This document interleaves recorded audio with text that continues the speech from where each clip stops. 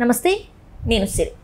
జగన్మోహన్ రెడ్డి గారికి కడపలో మరొక కఠినమైన పరీక్షని ఆయన ఎదుర్కోబోతున్నారు. అదే జెడ్పీ చైర్మన్ ఉప ఎన్నిక.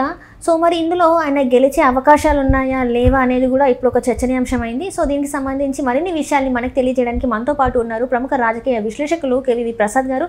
నమస్కారం సార్. నమస్తే. సార్, ఇప్పుడు చూస్తుంటే జగన్మోహన్ రెడ్డి గారి అంటే ఆల్రెడీ పార్టీని చాలామంది వీడుతున్న క్రమంలో ఇప్పుడైతే కడప ఉప ఎన్నిక అయితే రాబోతుంది జెడ్పీ చైర్పర్సన్కి. సో ఇప్పుడు మరి ఎలా ఉండబోతుంది అసలు? జగన్మోహన్ రెడ్డి గారి అంటే ఎవరైతే అభ్యర్థి ఉన్నారో వాళ్ళు గెలిచే అవకాశం ఉందంటారు? ఒకటమ్మా, ఇప్పుడు అక్కడ కూడా చాలా మార్పు వచ్చింది. మీరు చూసుకుంటారు, లాస్ట్ టైము సాగిరెడ్డి సంఘాల ఎలక్షన్కి అయితే ఎవరు కూడా వైసీపీ వాళ్ళు సాహసం కూడా చేయలేదు ఎలక్షన్లో నిలబడడానికి. అంతా కూడా ఏకగ్రీవం అయింది. సో టీడీపీ గెలవడం జరిగింది. ఒక్క స్థానం కూడా ఇటు వైసీపీకి రాలేదు. ఇప్పుడు కూడా ఏంటంటే లాస్ట్ ఎలక్షన్లో మీరు చూస్తే నాట్ ఓన్లీ కడప, రాష్ట్ర వ్యాప్తంగా కూడా ఈ యొక్క లోకల్ బాడీ ఎలక్షన్స్లో ఎటువంటి అరాచకాలకు పాల్పడింది వైసీపీ మనం చూసాం. అసలు నామినేషన్లు వేయనివ్వకుండా భయభ్రాంతులు చేసి, ఏకగ్రీవం చేసి, రకరకాలుగా ఇబ్బంది పెట్టి ఎన్ని రకాలుగా వాళ్ళు సామధాన దండోపాయాలు ఉపయోగించారు మనం చూసాం. అదేవిధంగా ఇటు కడప ఏరియాలో కూడా మెజార్టీ యొక్క సభ్యులందరూ కూడా మిగతా వాళ్ళు ఎవరిని కూడా పోటీలో నిలబడకుండా బెదిరించి అదిరించి దగ్గర 11 స్థానాలకే ఎలక్షన్ జరిగింది. మిగతా స్థానాలన్నీ కూడా మెజార్టీ దగ్గర 40 పైచీలకు స్థానాలన్నీ కూడా వాళ్ళు ఏకగ్రీవం చేసుకున్నారు. సో దాంట్లో ఏదో ఒక్క స్థానం మాత్రం టీడీపీ గెలవడం జరిగింది. సో ఇప్పుడు ఉన్న వీళ్ళందరూ కూడా ఇటు టీడీపీకి వైపుకు మొగ్గు చూపుతున్నారు. ఆల్రెడీ బీటెక్ రవి గారితో వీళ్ళందరితో కూడా వాళ్ళు సమాలోచనలు జరుగుతూ ఉన్నారు. వాళ్ళని తరచూ కలుస్తూనే ఉన్నారు. అంటే ఇంకా చంద్రబాబు నాయుడు గారి దగ్గర నుంచి ఎటువంటి గ్రీన్ సిగ్నల్ లేదు కాబట్టి వాళ్ళని అధికారికంగా వాళ్ళని చేర్చుకుంటలేదు ఇంకా. సో ఇటువంటి తరుణంలో ఇప్పుడు అంతకుముందు అక్కడున్న జెడ్పీ చైర్మన్ ఎవరైతే ఉన్నారో ఆయన ఆగపాటి అమర్నాథ్ రెడ్డి గారు రాజంపేట నుంచి ఎమ్మెల్యేగా గెలవడంతో ఆ స్థానం ఖాళీ అయింది. ఇప్పుడు ఆ స్థానాన్ని భర్తీ చేయాలంటే ఇప్పుడు మరి వైసీపీ పోటీలో నిలబడుతుందా లేదు, లేకపోతే టీడీపీ ఏం చేస్తుంది? ఎందుకంటే టీడీపీకి ఉన్నది ఒక స్థానం. సో మెజార్టీ స్థానాలు ఇప్పుడు వైసీపీకే ఉన్నాయి. బట్ మెజార్టీ స్థానాల్లో ఉన్న అభ్యర్థులు అయితే టీడీపీలో జాయిన్ అవ్వడానికి ఊళ్ళూరుతున్నారు, వాళ్ళు మక్కువ చూపిస్తున్నారు. మరి ఇటువంటి తరుణంలో టీడీపీ ఎటువంటి యాక్షన్ తీసుకుంటుంది, టీడీపీ యొక్క స్టాండ్ ఏంటి, అలాగే వైసీపీ స్టాండ్ ఏంటి అనేది కూడా మనకి ఇంకా స్పష్టత రాలే. ఏదేమైనా కూడా ఇది ఒక విధంగా చెప్పాలంటే మొన్న నీటి సంఘాల ఎలక్షన్ తర్వాత చూస్తే ఇది కూడా ఒక అగ్ని పరీక్ష లాంటిది జగన్మోహన్ రెడ్డి గారికి. సో డెఫినెట్గా ఈ యొక్క ఎలక్షన్లో కూడా టీడీపీ కైవసం చేసుకుంటే ఈ స్థానాన్ని, జెడ్పీ చైర్మన్ స్థానాన్ని, డెఫినెట్గా కడపలో తన ప్రాబల్యం తగ్గినట్టే. కడపలో ఇంకా జగన్మోహన్ రెడ్డి యొక్క ఆటల చెల్లవ అనేది ఒక సందేశం అయితే బయటకు వెళ్ళిపోతుంది. సో చూద్దాం మరి దాన్ని ఎంతవరకు ట్యాకిల్ చేస్తారు, ఏ విధంగా ట్యాకిల్ చేస్తారు, ఏ విధంగా దీన్ని ఇటు వైసీపీ వాళ్ళ ఎత్తుగడలు ఏంటి, లేకపోతే టీడీపీ ఎత్తుగడ ఏంటి. సో ఇప్పుడు ఎలక్షన్ అనౌన్స్ అయిన తర్వాత ఇప్పుడు జరగబోయే పరిణామాలు ఏంటి, ఇప్పుడు లేదు ఒక్కసారిగా గొర్రెదాటుగా మొత్తం ఉన్న వైసీపీ స్థానాల్లో ఉన్న అభ్యర్థులందరూ కూడా, ఈ మెంబర్స్ అందరూ కూడా ఇటు టీడీపీ వైపు వెళ్ళిపోతే సో డెఫినెట్గా అక్కడ సెట్ బ్యాక్ అది. మరి దానికి ఎటువంటి చర్యలు తీసుకుంటుంది అధిష్టానం? అదేవిధంగా ఇప్పటికే బీటెక్ రవి గారితో మిగతా ముఖ్య టీడీపీ నాయకులతోటి వీళ్ళందరూ కూడా టచ్లో ఉన్నారు. సో దాని మీద ఎటువంటి తర్జన భర్జనలు జరుగుతున్నాయి, ఎటువంటి సమాలోచనలు చేస్తున్నారు, సో ఏంటి, అధినాయకుడి యొక్క పర్మిషన్ కోసం ఎదురు చూస్తున్నారా ఏంటి అన్నది చూడాలి. ఏదేమైనా ఈ స్థానం కూడా టీడీపీ యొక్క కైవసం చేసుకుంటే డెఫినెట్గా ఒక విధంగా చెప్పాలంటే జగన్మోహన్ రెడ్డికి ఒక పెద్ద సెట్ బ్యాక్ ఇది. డెఫినెట్గా అతనికి ఒక శరాఘాతం లాంటిదే.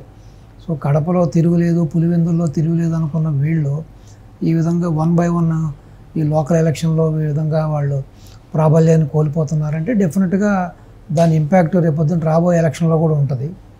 సో రేపొద్దున జగన్మోహన్ రెడ్డి యొక్క భవిత కూడా అగమ్యగోచరంగా మారే ఛాన్స్ అయితే ఉంది. చూద్దాం ఏదో మరి ఏం జరుగుతుంది, ఎలా చేస్తారు, ఏం చేస్తారు అన్నది కూడా కాలమే నిర్ణయించాలి. అంటే ఇక్కడ చూసినట్టయితే సార్ ఈసారి గత ఎన్నికల్లో చూసుకుంటేనేమో 151 సీట్లు జనాలు ఇట్లా బ్రహ్మరథం పట్టారు అన్నది మనకు తెలిసిందే. కానీ ఈసారి చూస్తే సీన్ అంతా రివర్స్ అయిపోయింది. కేవలం 11 సీట్లకు మాత్రం పరిమితం అయిపోయింది. అట్లనే ఇక్కడ ఈ ఎవరైతే ఎమ్మెల్సీలు ఉన్నారో వాళ్ళు కూడా పార్టీని వీడుతున్నారు, ఒక్కొక్కరిగా పార్టీని వీడుతున్నారు, ఎంపీల దగ్గర నుంచి వీడుతున్నారు. మరి ఇప్పుడు ఇది ఏదైతే ఇప్పుడు ఎలక్షన్ కమిషన్ అయితే నోటీస్ ఇవ్వడం జరిగింది, దీనికి ఉప ఎన్నిక జరగబోతుందని, అక్కడ వీళ్ళు సాహసం చేసి పార్టిసిపేట్ చేసే అవకాశం ఉందంటారా? లేకపోతే ఇంకా అన్నీ ఇట్లా అయిపోయాయి కదా, ఇంకా మనం ఇందులో తల దూర్చొద్దని చెప్పేసి ఆగిపోయే అవకాశాలు ఎక్కువ ఉన్నాయంటారా? ఏది ఎక్కువ అవకాశం ఉండే అవకాశం ఉంది సార్? ఇప్పుడు చెప్పలేము. ఇప్పుడు జగన్మోహన్ రెడ్డి యొక్క వ్యక్తిత్వం, మెంటాలిటీ ఎలా ఉందో ఏంటో, తన ఆలోచన ఏంటన్నది మనకు తెలియదు కదా. సో మీరు చెప్పినట్టుగా పోటీ పడతాడా లేకపోతే చేతులు ఎత్తేస్తాడా అన్నది కూడా మనం వేచి చూడాలి. రెండవది, ఒక పక్క నుంచి ఏంటంటే ఉన్న ఎమ్మెల్సీలు కూడా ఒక్కొక్కళ్ళు చేజారిపోతున్నారు. ఇప్పుడు మర్రి రాజశేఖర్ గారు కూడా ఆయన పార్టీ నుంచి బయటకు వచ్చేసారు. అదే బాటలో మిగతా ఎమ్మెల్సీలు కూడా రెడీగా ఉన్నారని కూడా వినపడుతుంది. సో ఒక్క బొత్స సత్యనారాయణ చివరికి మిగిలిలా కనపడుతున్నాడు. మరి లేదు, ఆయన కూడా ఏదన్నా మొన్న చూస్తే కూడా, మొన్న ఏదో ఫోటో షూట్లో కూడా చూస్తే కూడా పవన్ కళ్యాణ్ గారితో బాగా నవ్వుతూ మాట్లాడుతూ చక్కగా ఆయన కూడా, ఎందుకంటే వాళ్ళకి ఆల్రెడీ చిరంజీవి గారి ఫ్యామిలీతోటి వాళ్ళతోటి పాత సంబంధాలు ఉన్నాయి కాబట్టి, ఒకే వర్గం కాబట్టి, సో వాళ్ళు కూడా ఏదన్నా ఆల్రెడీ కర్చీఫ్ వేస్తున్నాడా బొత్స సత్యనారాయణ గారు అనేది కూడా మనం వేచి చూడాలి. అంటే గతంలో వినిపించేది కదా సార్, సత్యనారాయణ గారు పార్టీని వీడుతున్నారు, ఖచ్చితంగా వేరే పార్టీలోకి వెళ్తారు, బీజేపీ అని బాగా వినిపిస్తుందని చెప్పేసి మనకి వార్తలు వినిపించాయి. దానివల్లనే కూడా కూటమి చూసి చూడనట్టుగా అతని విజయానికి కూడా తోడ్పడిందని కూడా చాలా మన కథనాలు కూడా బయటకు వచ్చాయి. అతను ఎందుకంటే ఇటువైపు వచ్చి ఏదో పార్టీలో చేరడానికి రెడీగా ఉన్నాడు కాబట్టి, కూటమి కూడా ఎలక్షన్ పెద్దగా సీరియస్గా తీసుకోలేదు కాబట్టి అతనికి కాస్త కొంత అనుకూలంగా కూడా వీళ్ళు ఈ కూటమి వాళ్ళకి అనుకూలంగా పనిచేసిందని కూడా చాలా కథనాలు కూడా మనం విన్నాం. కాబట్టి మేబీ అతను కూడా ఇప్పుడు పవన్ కళ్యాణ్ తోటి లేకపోతే చిరంజీవి గారితో ఉన్న సాన్నిహిత్యం వలన, వాళ్ళ కుటుంబంతో ఉన్న ఆ యొక్క దీనివల్ల కూడా మేబీ జనసేనకి వెళ్ళొచ్చు, లేదా బీజేపీకి వెళ్ళొచ్చు. సో ఏదైనా జరగవచ్చు. ఏదేమైనా ఒకటమ్మా, 151 స్థానాలు ఎందుకు ఇచ్చారంటే ఏదో రాజశేఖర రెడ్డి బిడ్డ కాబట్టి ఈ పాదయాత్రలో ఇన్ని వాగ్దానాలు చేస్తున్నాడు, ఇన్ని చేస్తున్నాడు కాబట్టి ఏదో చేస్తాడు, రాజశేఖర రెడ్డిని మించి పనులు చేస్తాడని ప్రజలు ఆశించారు. కానీ 5 ఏళ్లలో చూసాం మనం రాష్ట్రాన్ని ఏ విధంగా రావణ కాష్టం చేశాడు, ఏ విధంగా ఖజానాని ఖాళీ చేశాడు, ఏ విధంగా ల్యాండ్, శాండ్, వైను, మైను రూపంలో ఏ విధంగా దోచేసాడో రాష్ట్రాన్ని చూసాం. అలాగే అతను వేసిన స్కీమ్ ప్రతిదీ కూడా స్కామే. సో కాబట్టి ప్రజలు కూడా తెలుసుకున్నారు, ప్రజలు కూడా అతని నిజరూపం తెలిసింది. ఈ రోజున ఈ దుస్థితికి, ఈ రోజున ఈ కూటమి ప్రభుత్వం ఇచ్చిన కొన్ని హామీల్ని త్వరితగతిన చేయకపోవడానికి కూడా కారణం ఏంటంటే, అతను రాష్ట్రాన్ని ఆర్థికంగా చిన్నాభిన్నం చేసేసాడు కాబట్టి దాన్ని గాడిలో పెట్టడానికి వీళ్ళకి కొంత సమయం పడుతుంది.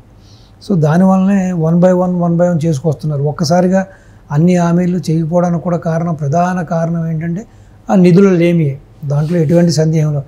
దానికి కూడా పూర్తి బాధ్యత, దానికి పూర్తి ప్రధాన కారణం కూడా జగన్మోహన్ రెడ్డి గారే. దాంట్లో ఎటువంటి సందేహం లేదు. కాబట్టి చూద్దాం. ప్రజలు కూడా విజ్ఞులు కాబట్టి, ప్రజలు కూడా ఆలోచించే నిర్ణయం తీసుకున్నారు కాబట్టి, ప్రజలు కూడా 11 సీట్లతో అతను పక్కన పెట్టారు కాబట్టి, సో ప్రజలు కూడా ఇక అతనికి రాజకీయంగా అతని సమాధి కట్టేస్తే రాష్ట్రానికి మంచిది, ప్రజలకి మంచిది, వాళ్ళ భావితరాల భవిష్యత్తుకి మంచిది.